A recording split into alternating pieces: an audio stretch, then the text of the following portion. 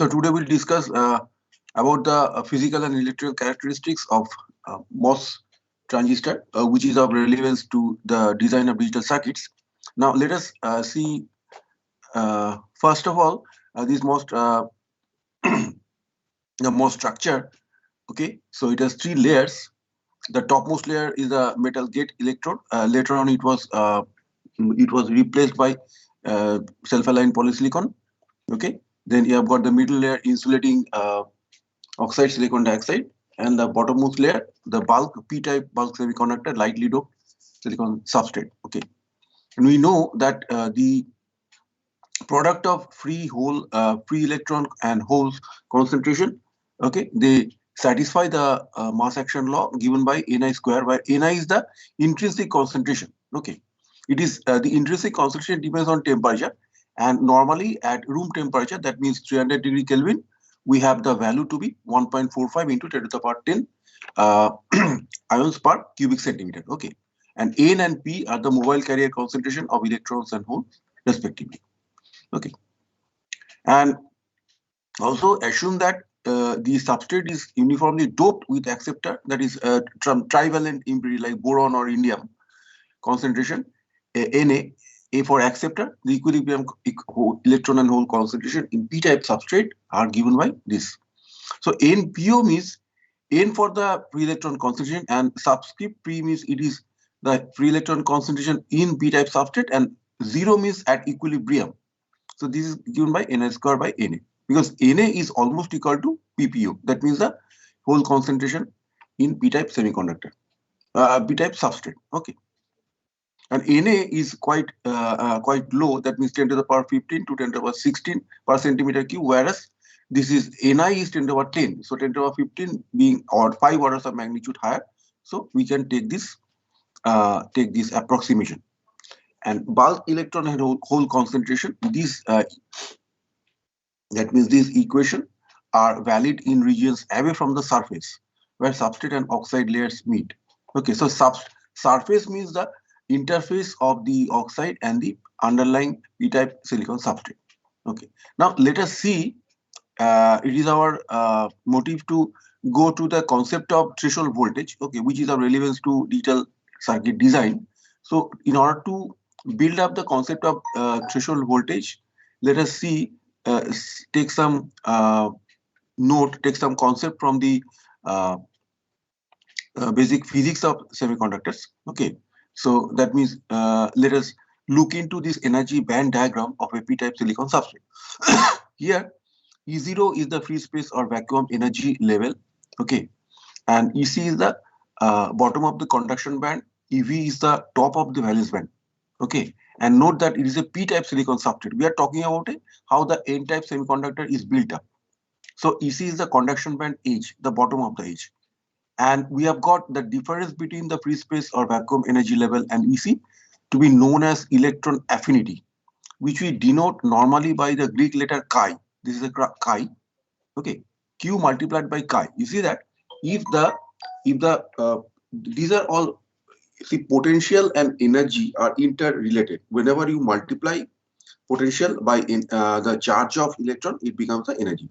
Okay, so here, if you want to use the unit of joule or electron volt, then you multiply with the electron energy. Otherwise, if you want to let the electron affinity, then later on, these are the band gap. If we choose to express in terms of voltages, then Q will not be part of this. Okay, so anyway, it is quite obvious from the context. And what is the band gap? Band gap between EC and EV. Okay, so we are talking about silicon. Okay, at room temperature, it is taken to be 1.1 electron volt. Okay, at absolute zero, it is slightly higher, 1.21. But we are talking about the room temperature, that is 300 degree Kelvin. Okay, it is 1.1 electron volt.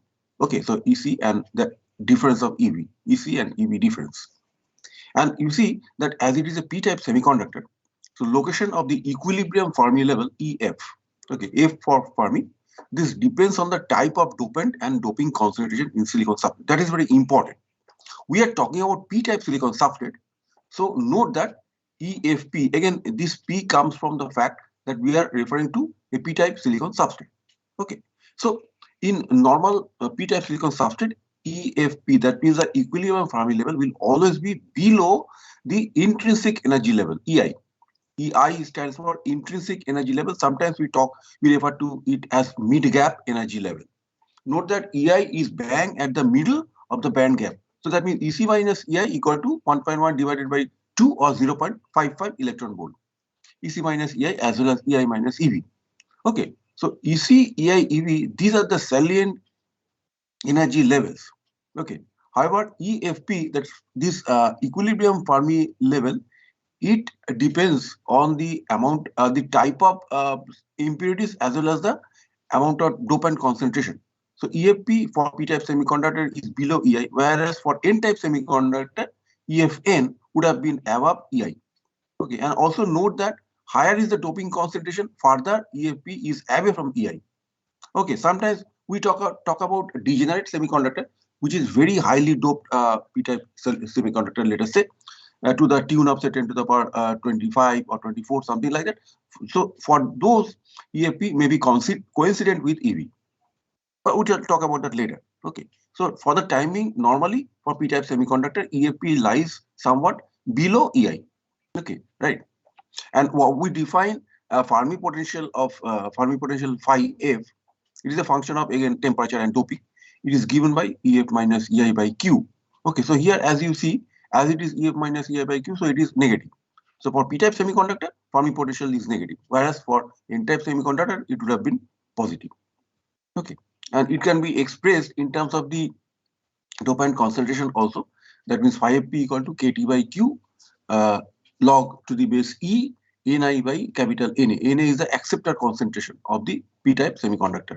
Okay, so that means we are talking about this bottommost layer. It is a three-layer structure. On top, we have got metal layer. In between, you have got sandwiched layer, that is oxide, insulated, and below you have got the p-type silicon semiconductor layer. Okay, and here, so K is the Boltzmann constant, T is the temperature, Q is the electronic charge. All this is known to you. So please try to remember these typical constants. Okay, Boltzmann constant is 1.38 into 10 to the power minus 23 joule per degree Kelvin. Electronic charge is 1.6 into 10 to the power minus 19 coulomb. Okay, so Fermi potential is positive for n-type and negative for p-type semiconductor. Next, we have shown Q chi electron affinity of silicon. Okay, so potential difference between conduction band level and vacuum or free space level, Q chi. Now we also have the concept of what you call work function. So work function, it is the difference between this E0, and that means the free electron free space energy level, and the equilibrium Fermi layer. Okay, so what is this? That is Q chi plus EC minus EI plus EI minus EFP. Okay, so E0 minus EC we can relate in terms of affinity plus EC minus EF. Okay, so it is the energy required by an electron to move from that is the average energy to move from Fermi level into free space. Okay, that means lower is the work function, more will be the tendency of the electrons to become mobile. Okay, so that means if depending on whether work function is lower or higher, we can say that whether the tendency of electrons to become free will be there or not. So let me now bring up the concept in terms of how to build up this three-layer structure. So in isolation, we have got the metal or aluminium. Okay, so we have got the aluminium structure. We talk about MOS, metal oxide semiconductor. Okay, so metal, suppose for aluminium, this is our work function. So nearly 4.1 electron volt. Whereas for oxide, you see that we don't talk about the work function, because oxide by all means it is insulation. So no way the electrons can move from the valence layer to valence band to conduction band. It is a huge difference, 8 electron volt. This is not possible for any electron to overcome this barrier. Okay, so always it will be this picture will remain. Okay, no way the conduction can take place in oxide. But you have got the underlying semiconductor. This p-type semiconductor. Okay, so this is the familiar structure. So let us say the for p-type semiconductor 4.15 electron volt is like affinity. Okay, electron affinity. Then you have got the band gap energy to be 1.1, 0.55 is half of that. Then Q phi FP. This will depend on the amount of dopant concentration. Higher is the dopant, farther is EFP away from EI. If you get any, if you have any what you call difficulty in following, please let me know. Okay, I believe all of you are there. So let me take the attendance. That means how many participants are there? Okay, 54. So let me quickly take the attendance. So here, how to take that participants, then download attendance list. Okay, I think it will be done. Okay, yeah. So coming back to the discussion. Okay, what we have got. So here, what we see. Uh, Please look into this energy band diagram. It is very what do you call informative. Why? You see that what is the work function on semiconductor side? It is 4.15 plus 0.55 plus some amount. Okay. So definitely it is higher than this.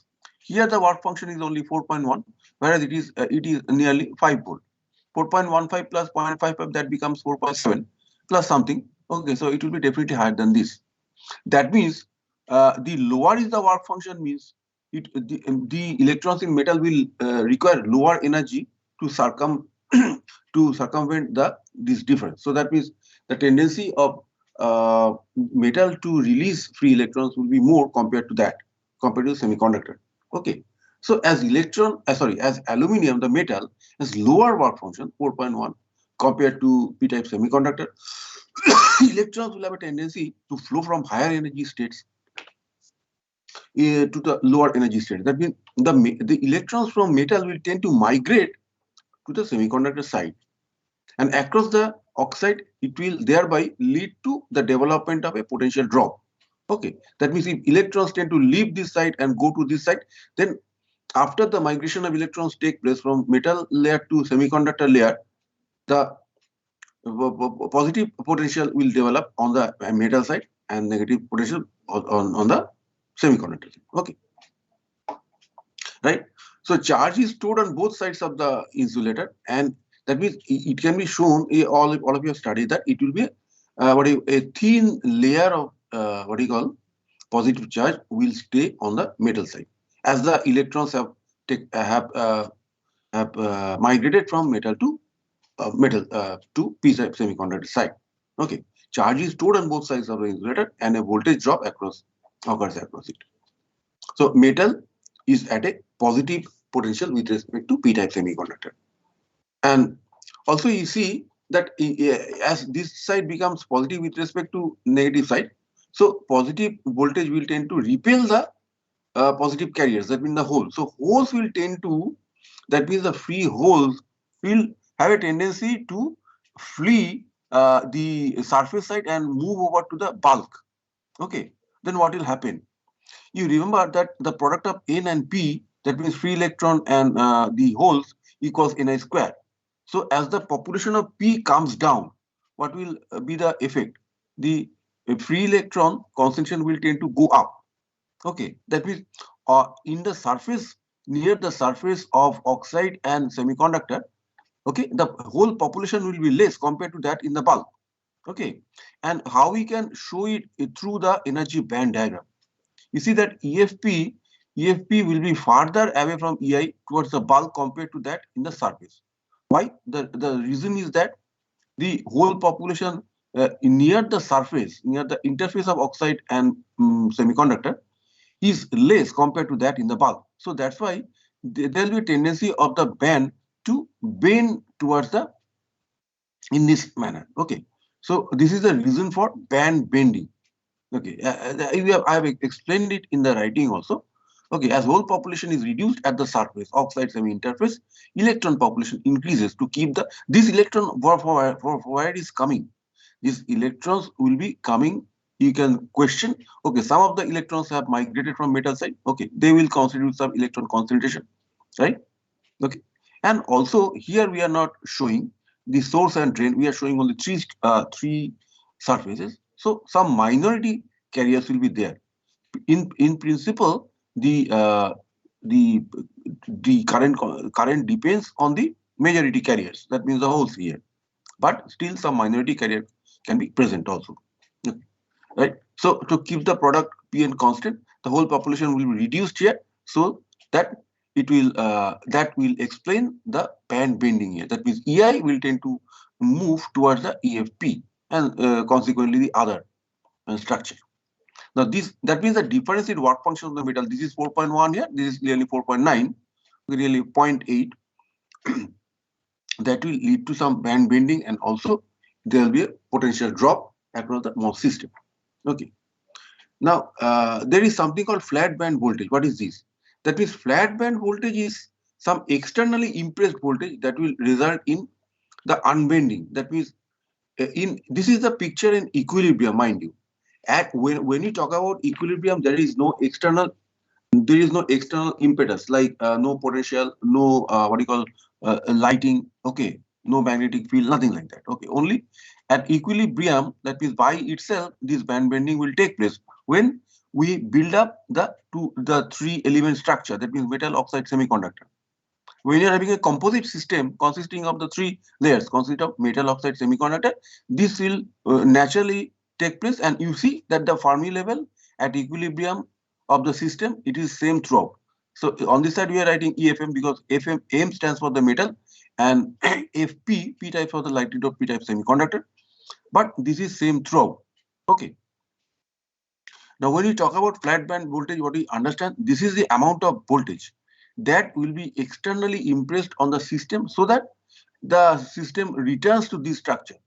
Remember, this energy band diagram refer to the situation when the three components are isolated from each other. Okay, we just drew E0 as a reference level. This free space or vacuum energy levels stands as a reference. Compared to that, where lies the Fermi level of the metal, where lies the Fermi level of the P-type semiconductor, we are showing. Also the energy bandgram, and no electrons can surmount from valence layer to electron conduction band. So for all practical purpose, this is perfect insulator. But as you bring them in, what do you call, in contact, okay, so then from metal, electrons will tend to migrate towards the semiconductor, and this band bending will result, and so on. Now, what we mean by flat band voltage, this is the externally impressed voltage on the system so that unbending results. That means the system returns to this, although the system remains as a composite system.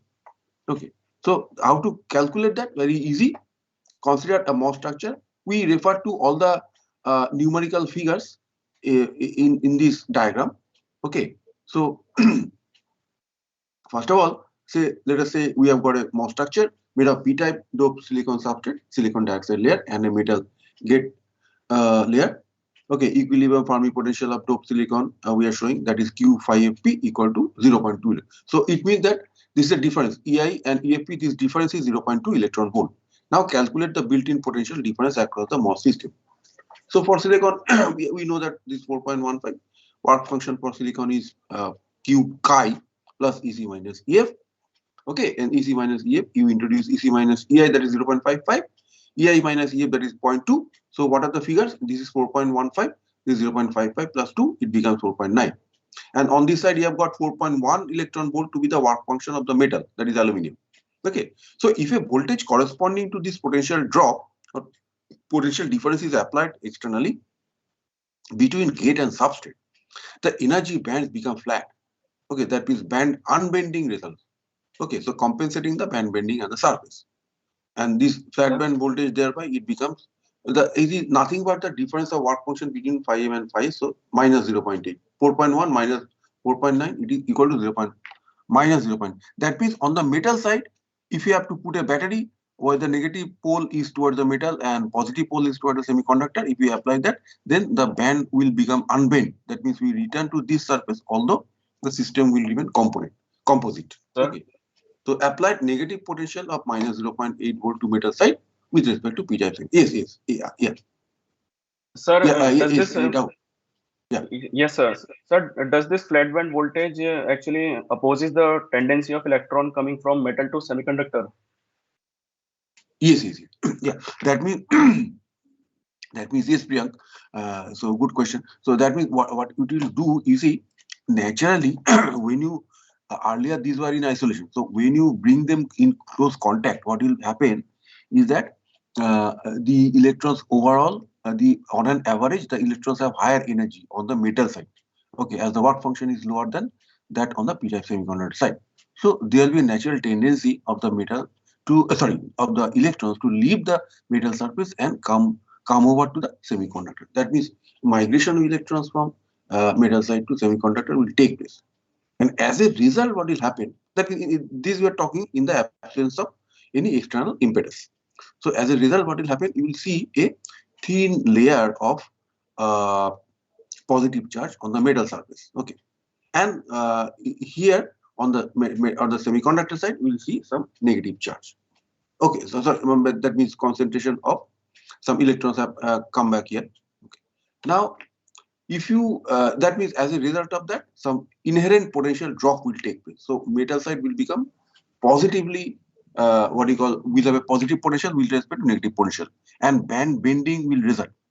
Now we try to estimate the amount of external EMF that can be applied over the system so that it will result in the band unbending. That means some bending has taken place. Okay, this is from the point of view of energy band diagram. If you uh, and this is at equilibrium. Now, if you apply a external potential, then there is a departure from the equilibrium. The system will no longer be in equilibrium because now some external impetus you are applying in the form of electric potential. Okay. So how much electric potential you need to apply on the system so that this the previous that means the previous diagram will result in the form of energy band diagram. That means how to compensate that this band bending and return to this. Okay. Although when this will result, the system will no longer be in equilibrium because you have applied some external potential. Okay. So how the amount of potential can be found out? This can be found out by considering the difference of work function of the metal and the p-type semiconductor. This is 4.1 and this you have calculated it to be 4.9. So 4.1 minus 4.9, that is minus 0.8 volt is the amount of potential required. And so there, how will you apply the potential? You need to apply a potential source by connecting the negative pole towards the aluminum metal side and positive pole towards the p-type semiconductor. Then it will result in unbending of the band and return to this. However, the system will be in not no longer be in equilibrium. Okay, that means the system will remain one. Okay, and also the your the Fermi level will no longer be same throughout because it is not no longer in equilibrium, but we'll see this structure, this sorry, this energy band diagram. Okay, Priyan. Yes, sir. Thank you. Acha. So now what we Sir, do? sir, Yes, yes. I have one doubt. Yes. Sir, why not the Fermi levels will be at the equal level? We do not have any substantial current flowing between the gate and the substrate. Okay. Yeah. Substrate. Yeah. Now you see, conduction will depend on the existence of free carriers. Okay, be it electrons or holes. And in fact, the carrier conduction will take place. Okay, how you need to provide a path, but here is no such path because you see you need another potential source. See, this potential source is between the gate and the underlying substrate, but you have got in the middle the insulator sitting. So normally carriers cannot move unless you provide a continuous pathway. Okay, continuous path. So here the oxide will come in the way. So current conduction will not be possible here because in this three layer structure, metal, oxide, and Yes, sir. semiconductor. That's what I was asking. Like there is no current between these two structures, metal and semiconductor. No. So even after applying flat band voltage, the Fermi level should be at the same level. No. You see, Priyank, yeah, what do you call Ayush? Ayush. Yeah. So the question that you asked is that after you apply some external potential, okay, the system will leave the equilibrium, right? Okay, it will no longer be in equilibrium. And if the system is no longer in equilibrium, Fermi level will not be same zero. Okay. And also the question of current conduction will not appear here. You see that you see that momentarily there was a migration of electrons from this side to this side. Yes, that was there, but it is not steady in nature. After the system comes, after the system came to equilibrium without the application of any external field or external voltage, this system, this was the energy band diagram. Okay, in this system there is no way that current conduction can take place. For that, what you require some other, I mean, you need to provide some pathway, that means continuous channel also. That is not possible here, but we will be moving to that also, Ayush, right? Okay, So sir. we'll be Okay, moving sir. to that. So by itself there is no continuous current flow, only the only some so what we do, we see that by what do you call, by progressively varying the potential. Okay, we are not what we are applying now, we are changing the potential between the external potential now, between the gate and the substrate. Okay, to see how the different phenomena are surfacing. Okay, and then we'll move to the concept of inversion layer. Okay, then weak inversion, strong inversion, all this very briefly. Okay, right. So now see, we are considering the MOS system under external bias. External bias means you are applying some potential between gate and the underlying substrate. Note that, assume that this is a body, VB, body or substrate that is grounded, and you are applying a battery. So if depending on the polarity and magnitude of the gate voltage, okay, still you are we are seeing this as gate, oxide and substrate, a three-layer structure. Okay, not yet the concept of source and drain has come. This will come, and then that will enable the current flow. Okay, and depending on the polarity and magnitude of VG, the controlling parameter, the MOS system is in one of the three operating regions. First is accumulation. That means here you understand that, okay, this positive potential. So the free electron, the holes will tend to leave the semiconductor surface interface and move towards the bulk, right? So, okay, so that means, I'm sorry. This will negative potential means this will attract the positive carriers more towards the surface of oxide and semiconductor compared to that in the bulk. That means that means the population of holes will be more towards the interface of oxide and substrate compared to that in the bulk, in the depth. Okay, so then you will see Yes, yes. this energy band diagram. Why?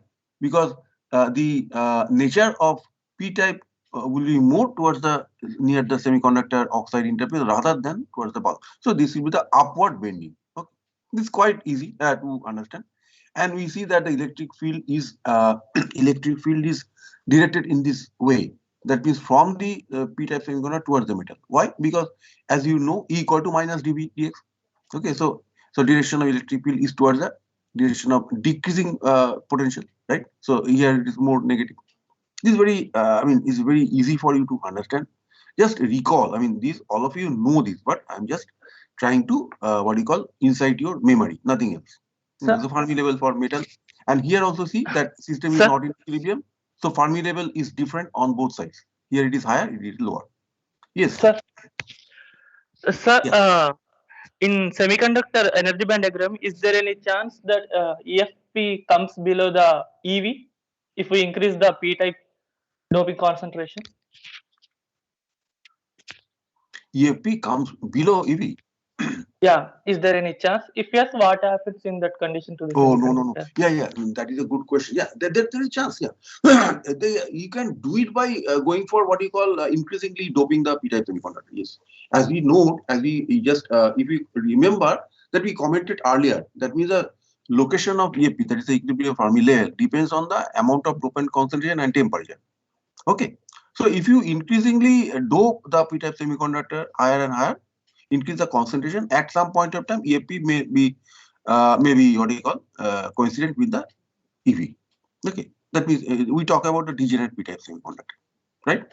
Okay, Sadhana, okay, got it, right? Achha. So now what you do, you Sir, decrease the, yes, sir, yes. uh, uh, I asked, is there any chance that EFP comes below the EV if we increase much more? doping concentration in p-type. Actually, let me tell you, Sada, that I do not know the details about this. These are on the device codes. Okay. So for degenerate p-type semiconductor, what we take that the Fermi level becomes coincident with the EV. Okay. For degenerate p-type semiconductor, degenerate means what? It is very highly doped p-type High. semiconductor. Okay. So for that, EFP is taken to be coincident with EV. Whether it can go below this, it is not known to me. Similarly, for degenerate n-type semiconductor, EFP is found to be coincident with EC. Right. And whether it can cross, yeah, probably it can cross, but I do not know the details about that, right? Yes, Anyway, sir. our I think consideration is that we just see this picture from the outside. Okay, our more interest will lie in how to make use of this in the digital VLSI course, right? Okay. So now the depletion, what do you mean by this? See, that means we are talking about three phenomena known as accumulation, depletion, and inversion. Again, let me tell you, you know all these, but I am just inciting your memory. So depletion means what? You are increasingly making this to be positive. You are making gate to be positive with respect to the body of substrate. Okay. So for lower positive potential of gate, what we see? We see a depletion of the layer. Depletion means that the holes will tend to flee, will tend to fly away from this semiconductor oxide interface more towards the bulk. Okay, that is due to the applying positive potential on the gate side. Okay, so we see a decrease of hole population here. Rather, what we can say that you see normally for the p-type semiconductor, what we see that the acceptor ions, okay, acceptor ions and the holes are connected to each other. Okay, right? So you need that at the outermost what do you call the layer. Okay, there is a lack of electron. Okay, so India means that instead of 7 electrons in the octet, there are like 7. Instead of 8, there are like 7. So that means one electrons is one hole is lying. So if the holes tend to leave this, then with the movement of holes from the interface towards the bulk, the acceptor ions will become what do you call negatively charged. Okay, so here we have the concentration of depletion layer negative charge. Okay, that's what we see. And also the band bending is clear to you because VG is positive, so the direction of electric field is from gate side towards the substrate side. And also you see that the whole population has decreased towards the interface compared to the bulk. So this accounts for the band bending. Okay, the difference of EI and EFP is more in the bulk compared to that in the interface. Okay, near the what do you call the neighborhood of oxide and semiconductor interface. Okay. And this is quite clear. What we want to do is that merely try to find out the depth of the what do you call the depletion layer, width of the depletion layer. How to find? For that we invoke Poisson equation. You see that in the surface potential at here you see phi s equal to EF minus EI. Okay, and here it is EF minus EI. So here you see surface potential is less, numerically smaller in the surface compared to that in the bulk. Okay, so what do you do? Plain and simple. First of all, you see, I want to note that please look at the dimension. dq equal to minus q n areas. What are the components? dq is the incremental charge per area. And note at the dimension. See coulomb per micrometer square, let us say. And note the dimension. It is coulomb. This is what? Some ions per cubic centimeter. And then the length. So micrometer and denominator you have got micrometer cube, you have got micrometer. So it becomes charge per unit area. Okay. Note the dimension. Na equal to acceptor acceptor density, acceptor concentration. And what is minus q Na? That is the volume charge density. Okay, Na is the acceptor ions per unit, say cubic micrometer or whatever. Okay, and these are electronic charge Q. So if you multiply them, it becomes the volume charge density. Then Poisson equation, all of you know, d2 phi dx square equal to minus rho by epsilon si. So if you once integrate it, this becomes this. Okay, this is well known to you. Just replace q by minus qna. So this will become then. And finally, if you integrate from phi s to phi f, okay, here to here, this is the extent of Now you see physically that this is the extent where all of you note that the big circle with this horizontal line, what this? These are showing the immobile acceptor ions, that is negatively charged. And the small circles, they show the bulk, where this is uniformly doped with p-type carriers or holes. Okay.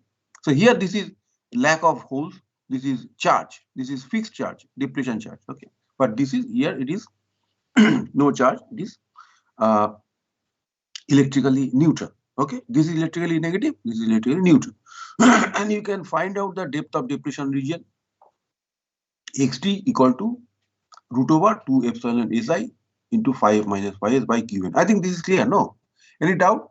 And also the depletion charge density per unit area, this is minus q na xt per unit area. You see, again note the dimension. Q is coulomb, na is some ions by say cubic some say meters cube or cubic meter, sorry, micrometer cube something, xd is equal to micrometer. So this will become charge per unit area, and depletion charge is negative. Okay, because immobile acceptor ions are negative charge. So far, any doubt, anyone? Okay, let me progress then. So inversion is what? If you continually make this positive, the gate voltage, you make it continually positive. Okay, with further increase uh, in positive gate bias, the electron energy in metal decreases, that is EFM goes down. Here you see how the question of surface inversion comes into being. You are continually making this positive, okay, the voltage, okay, the electric field is directed from gate towards the substrate. Okay, so EI, as long as EFP is below EI, it is P type. But with continually making this positive, okay, what you are doing, you are positively charging, you are applying higher and higher positive voltage, means on the metal side, you are applying negative potential. Okay, so energy of the electrons will go down. Okay, right? So downward bending of energy band towards the in the metal will continue. And at the surface, what will happen? The positive surface, the surface potential becomes positive. You know, what is, how do you define the Fermi potential? It is the difference of EF and EI. So EF minus EI by Q. Okay, so surface potential here in the bulk, it is negative. You see, EF minus EI. EF is below EI. But with the increasing positive potential, you see, at one point of time, EF will come to lie above EI. So that means the surface potential will become positive. That's what I want to tell you. At the surface potential becomes positive. Okay. So that means the moment EI goes below EF, it becomes lightly N-type in nature, weak inversion. But continually, if you want to do it at one point of time, the difference of EF and EI in the bulk will become same as the difference of EF and EI on the surface. So at that point of time, we say that strong inversion has occurred. What do you mean by strong inversion? From the point of view of this phi is equal to minus phi, we understand that means at this near the surface of oxide and semiconductor, the population of electrons, okay, is same as that of the population of holes in the bulk. Okay, that means it is as n type as it is p type in the bulk. Okay, that means near the oxide semiconductor interface, the semiconductor is as much n type as it is p type towards the bulk or depth. Okay, so density of mobile electrons becomes equal to density of holes in the original substrate or body. And value of VGS, this is what we call the threshold voltage. Now, you see, dear friends, that we'll now discuss about the detailed components of the threshold voltage. Informally, we call the threshold voltage is the amount of gate to substrate voltage that is needed to cause this minus 2 FP change in surface potential. Why it is minus 2 FP? If FP means the difference of EFP and EI. Here it is negative, here it is positive. Okay, so total change is minus. Okay, because this is the final one and this was the earlier one. So here it is minus 2 FP change in surface potential, and the amount of potential that is needed to cause this change in surface potential is defined as the threshold voltage. Note that surface potential phi is equal to minus phi f at strong inversion. This causes the maximum depth of depletion region. Okay, now see, phi s minus phi f, you see, Phi s is the surface potential, phi f is the potential in the bulk, and phi s has become maximum when phi s will become minus phi f. Okay, so maximum depletion region will occur at this point of time, maximum depth of depletion region, and the amount also you can calculate, that xd max equal to 2 epsilon si into the, I am writing the in modulus or absolute value, phi s minus phi f divided by qna. Okay, so where phi f equal to ef minus ei is negative in p-type substrate. Now, if you increase Vg across the threshold voltage, the result will be that the depletion layer will not be able to widen. That is to be kept in mind. Why? Because the depletion layer depth, okay, if you note the depletion layer depth, it involves dielectric constant epsilon si, this difference electronic charge and Na. Na is what? Na is the acceptor concentration. By merely increasing the positive potential, definitely no change will happen in any of these parameters. Na will not change. Okay. So you can say that even though you are increasing Vg, the xd max will remain same. What will be the what will be the net change? The net change will be the electron concentration. Okay, that means the more electrons will be brought in from some source. And what will be the source? The source will normally, now comes the concept of source and drain. The source of electrons, okay, that means as you increase Vg above threshold voltage, now you need to put another what you call physical component, which will be the source of electron. For that, you have to get the two other components, namely source and drain, and create the current concentration. In fact, the interesting field effect will now be prominent as we bring in now to this three layer structure, both source and drain. Okay, so further increase in gate voltage increase in mobile electron concentration, which in addition, that is the additional electrons are drawn into the inversion layer from strongly n-type source or drain with no increase of depletion layer, mind you. So now let us look into the detailed discussion on threshold voltage. Okay, is it clear so far? Okay. Following physical components of the threshold voltage may now be identified. Okay. Yeah. So yeah, Gaurav, Priyank, Ayush, all of you are there. Hello. Yes, sir. Okay. Okay. So yeah, if any doubt, please let me know. Achha. So now we'll just put a detail. We just what you call we spotlight the threshold voltage. Threshold voltage. You see, this is the lightly said, I mean, informally said, this is the amount of gate to source voltage that gate to substrate voltage, let us say, that will be required to cause this surface bending. Okay, sorry, the band bending, or rather the to cause this surface inversion. And in order to create strong inversion, we think of strong inversion, not weak inversion. Strong inversion means that the distance of this EI to EF right at the surface is equal to that at the bulk. So that means this is the maximum possible band bending that can happen. Okay, so this is what is the physical amount, that is the we write in the form of modulus of 2 phi f. Why we write modulus? Because phi f, and we want to make it general. See, the threshold voltage concept, we want to make it general across n-type semiconductor and p-type semiconductor. That means the development of NMOS and PMOS.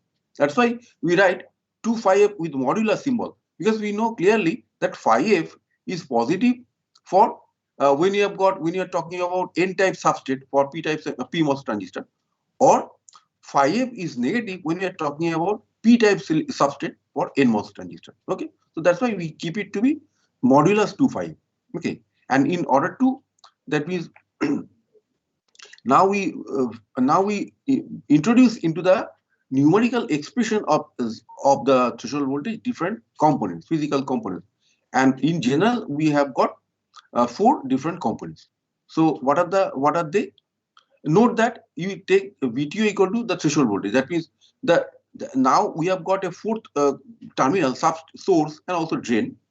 But for simplicity, source and body are taken to be assumed to be at the same potential. So VSP equal to 0. First, the work function difference between the gate and substrate. Okay.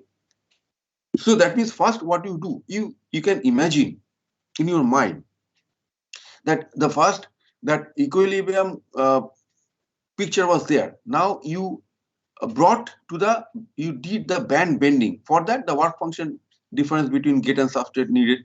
Okay. Then the second component is gate voltage component to change the surface potential. Okay. And third component is that you have to account for the depletion area charge. Okay. For that also this VGS should be sufficient to make it happen.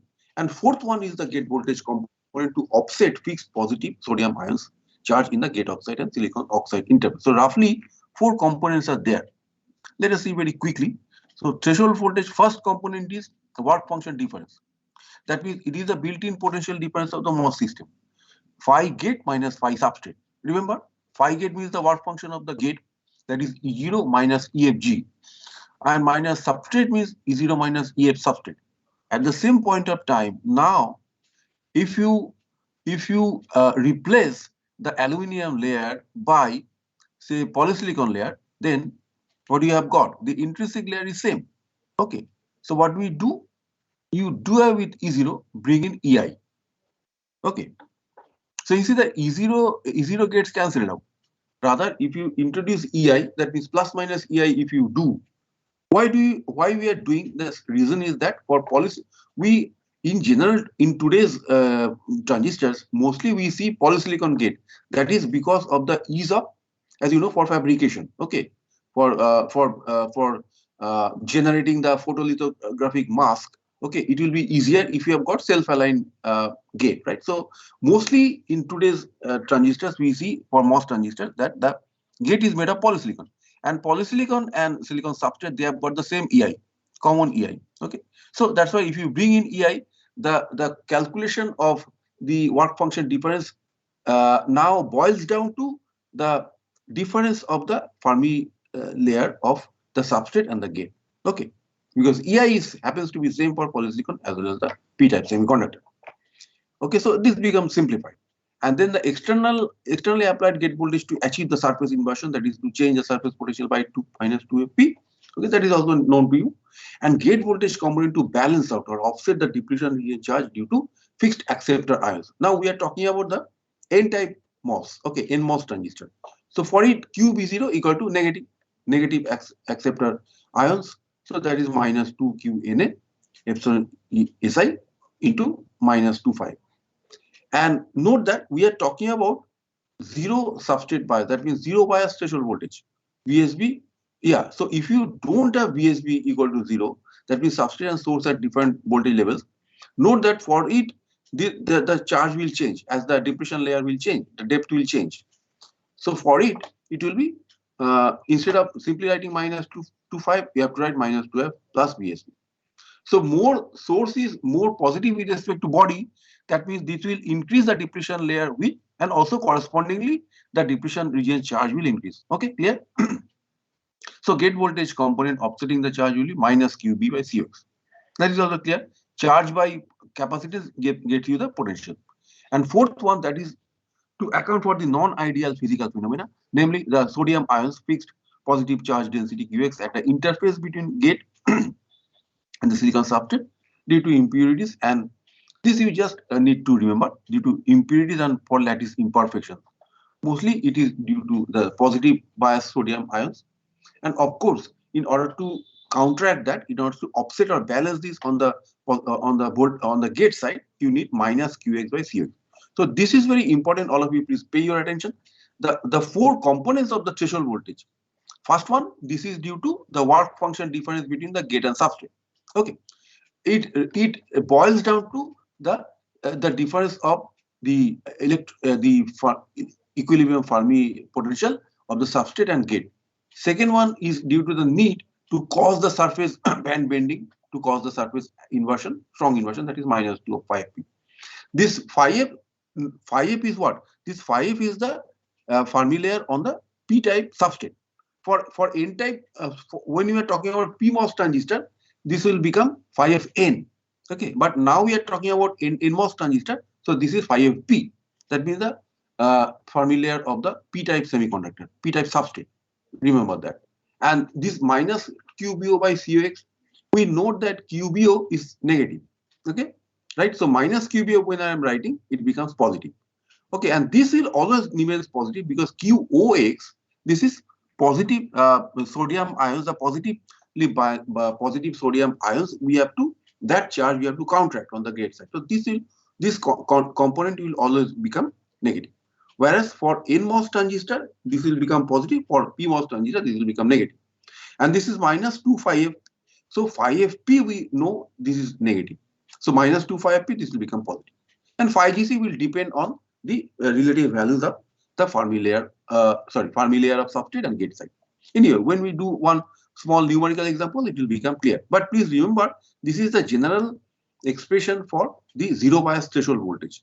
And in general, when you talk about the BSB, that means the difference between source and body or substrate is positive for NMOS transistor and negative for PMOS transistor. So then we have to make it in general when VT0, we have to in this also I believe you know from your previous course that for non-zero substrate bias VSB not equal to 0. Okay, depletion charge density is changed by GC minus 25 and generalized form of VT becomes this. Okay, so only this difference we need to take.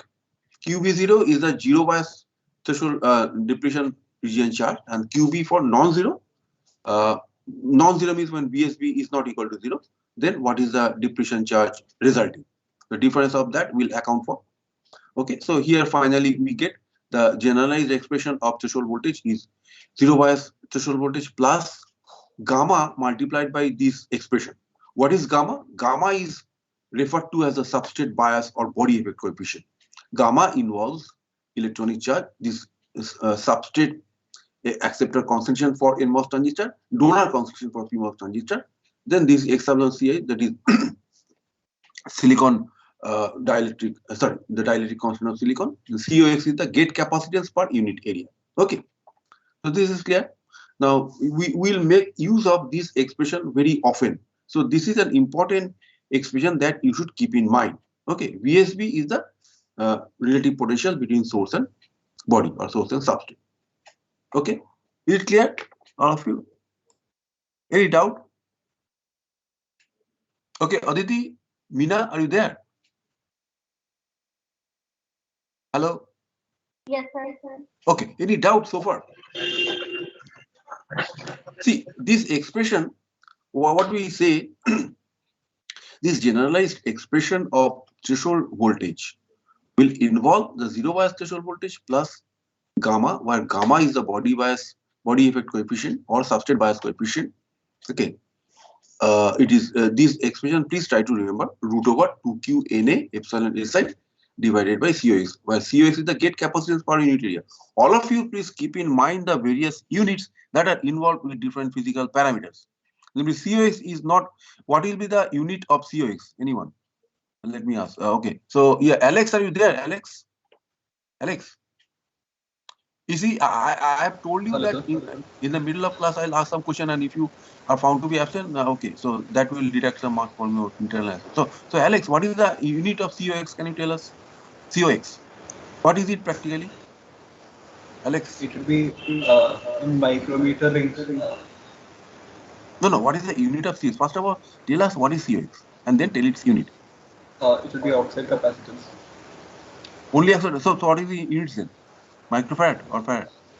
It would be in a microfarad range, I think. Only Epsilon naught microfarad? x by Huh? No, it would be epsilon naught x by TOX. So it would be microfarad per micrometer. Yeah, very good. Yeah. COX, you know, Alex, COX can be referred to in terms of epsilon OX by TOX. But what is the unit? Unit is not simply microfarad or farad. It is microfarad per micrometer square or something, right? So it is what is this? COX is not merely gate capacitance. It is gate capacitance per unit area. Okay. So all of you please remember the different units. COX is not merely gate capacitance, but it is gate capacitance per unit area. And its normal unit is you can write it as microfarad per meter square, or microfarad per centimeter square, or microfarad per micrometer square, whatever. But remember that in the denominator, that area dimension is there. Okay, it is not merely capacitance. Okay, Alex, it is clear. Okay, so COX equal to epsilon OX by TOX, and its unit is gate capacitance per unit area. That is what is it? It does not denote merely capacitance, but capacitance per unit area.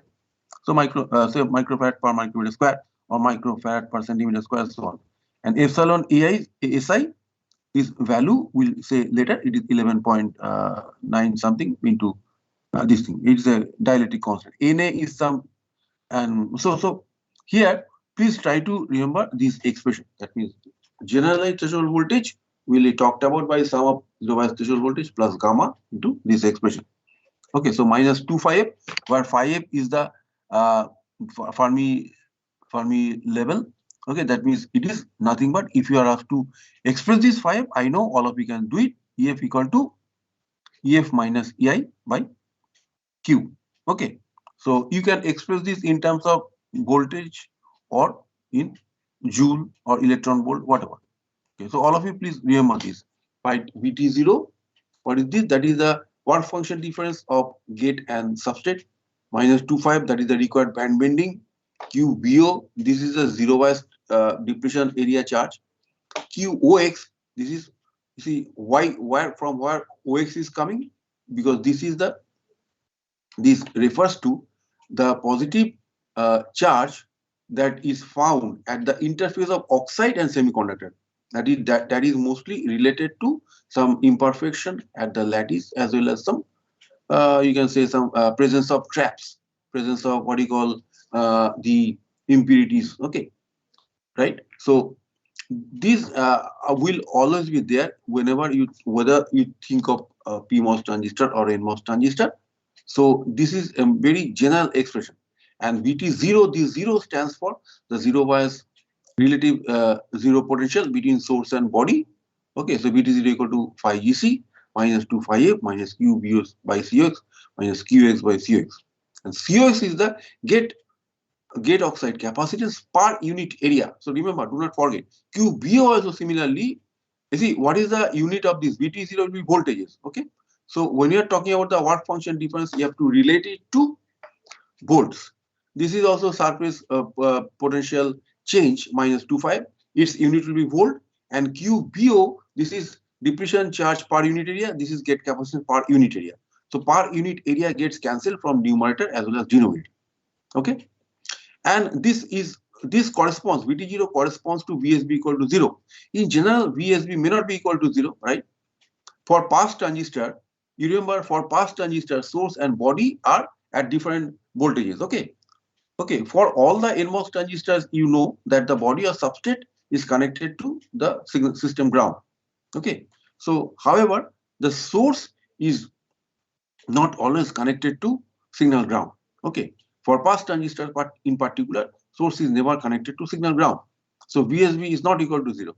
Okay, so for that, the generalized threshold voltage VT, okay, we can relate it, and you can easily find it that of the four components, only difference lies in this depletion area charge. Because when VSB is not equal to 0, what changes out of the four components? It is only the depletion area charge, right? Because with increase of source and body, more reverse biasing will result, and you can expect a change in the depletion area depth, depletion area extent. So correspondingly, there will be change in the depletion area charge when VSB is not equal to 0. Okay, so when you are talking about VT in general, this is the only difference, that is phi GC minus 2 phi minus QI. So this becomes VTO, VT0.